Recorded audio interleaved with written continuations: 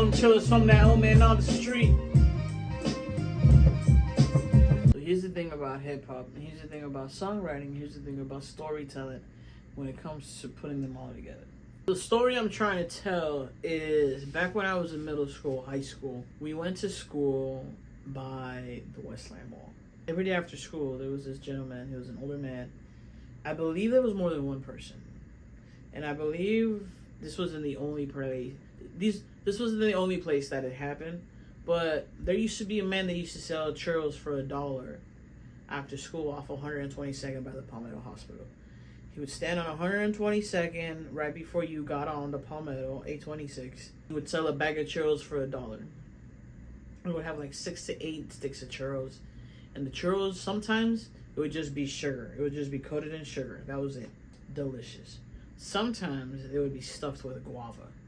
No matter what, it was always $1. One day we just stopped going in that area. One day we're like, let's see, we stopped by and see him. Never saw him again. Obviously, times change, things happen, life happens.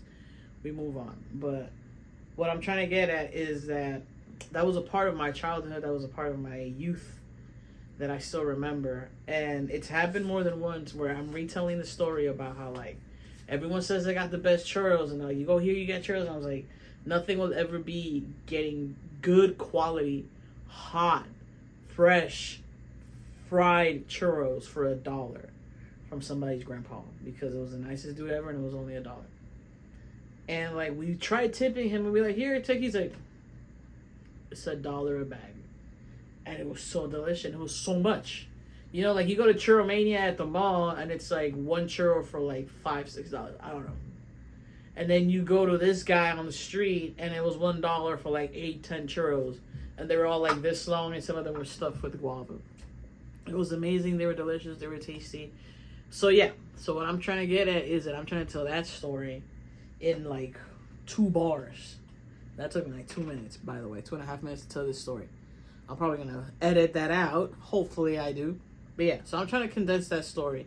And when it comes to storytelling, through songwriting, what we're trying to get at is, what is the point of the story that I'm telling now? Like, what is the purpose of the story? So, like, is the focus of the story the fact that it was a lot of churros for $1, or it was that someone's grandpa was making the churros? What is it that I'm trying to focus on? What is it that I want you guys to focus on when I spit that bar?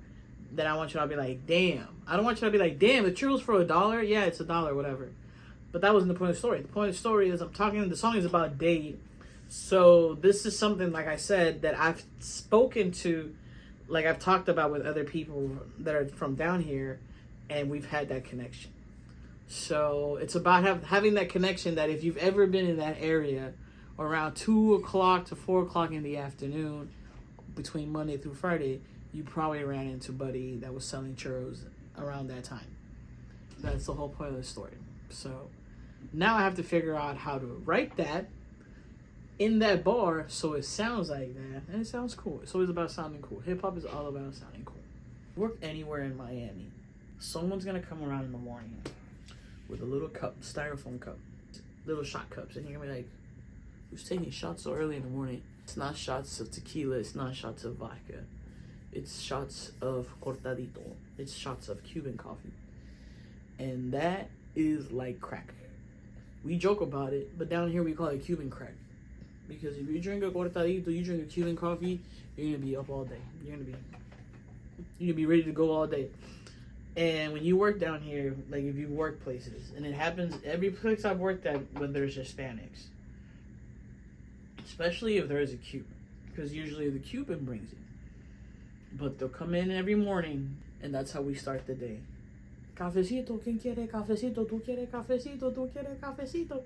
Everyone that said yes gets a little shot cup. Then the person just starts pouring, and then everyone gets a little shot of cortadito.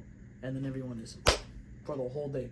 So, taking shots of Cuban coffee in the morning is a given. 412, traffic in the morning on Palmetto was hell. Now it's still the same, matter of fact, it got worse. Like trying to get to Hollow, but the 163rd, taking shots of Cuban coffee. The day is a given. Like taking dollar churros. Like them dollar churros we cop off 122nd. So the rhyme is given. and 26.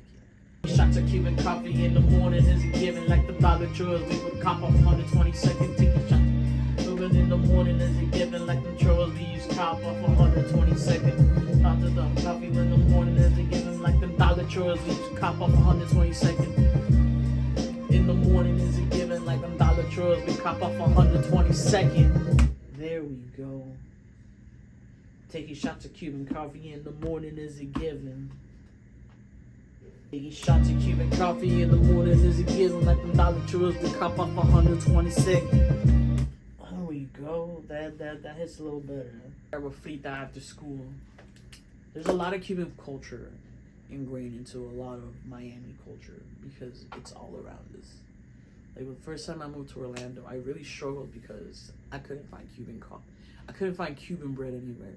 There was Puerto Rican bread everywhere, and I was like, I need Cuban bread. Okay, so I want the last line that leads into the hook to talk about something that I used to do in my childhood that's related to Miami, obviously. Like, not even my childhood, like my teenage years. And now I do something similar, but different, you know? I want to talk about the hurricanes. We used to go trick-or-treating at Westland Mall. Went from trick-or-treating at Westland. Taking shots of Cuban coffee in the morning is a given, like them drugs be the cop off on 22nd. Trick-or-treating at Westland Mall. Went from trick-or-treating at Westland Mall. Used to trick-or-treat at Westland Mall. Taking shots of Cuban coffee in the morning is a given, like them dollar chores and cop off on 122nd. Copy tricking at Westland. Used to trick or treat at Westland as a kid, can't forget it. Used to trick or treat at Westland. Okay, here we go. Okay. Taking shots of Cuban coffee in the morning is a given, like them dollar chores we cop off 122nd. Trick or treat at Westland, now I trick or treat at Tootsie's. Tootsie's is like one of the best strip clubs in the nation. I didn't know until I moved out of Miami and I moved to Orlando, and like I would hang out in Tampa, that people would tell me that not all strip clubs are created equal, because apparently not all strip clubs are fully nude. Apparently some people go to strip clubs and people will just take their shirts off. Taking shots of Cuban coffee in the morning is given, like them dollar chores we cop up 126. The trick or treat at Westland, now we trick or treat in Wynwood. I changed it to Wynwood because honestly speaking, I haven't been to Tootsie's in 2 years, and even though the line sounds cute, the name of the game is real deal, and I keep it 100. And if I haven't been to Tootsie's in 2 years, I'm kind of lying just for the sake of it. And it just that don't sit right with me. So I'm gonna put Wynwood because Wynwood is where it's at. So that last sign, used to trick or treat at Westland, now we trick or treat at Wynwood. Now we trick or treat in Wynwood. Used to trick or treat at Westland, now we trick or treat in Wynwood, where the women always stunning in the. So I'm gonna say, where the women always stunning, because the women down here are beautiful. First of all women are beautiful, but the women down here, I think the nicest way to say it is they're always trying. These women are always on. I'm not kidding you. I'm telling you, like, take it from someone that was raised by a Hispanic mother. My Colombian mother, to this day, she still looks at me in disappointment when I'm like, I gotta go get groceries. I'm going to Walmart. I gotta buy something real quick. The look of disappointment, because for her, you never know when you're gonna meet the one. You never know when you're gonna meet someone important. You never know when you're gonna meet someone famous. So with that mentality, you always dress to impress.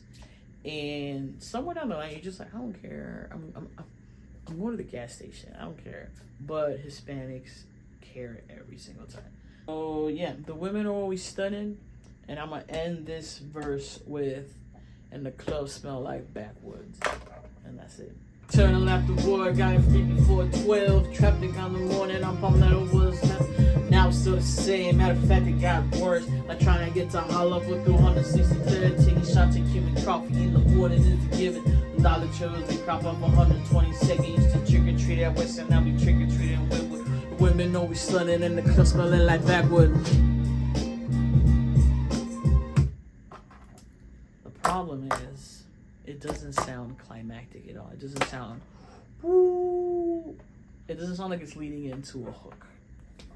So it all comes down to the flow, changing it up, and working on the hook. Next time you see each other, I got you on the hook.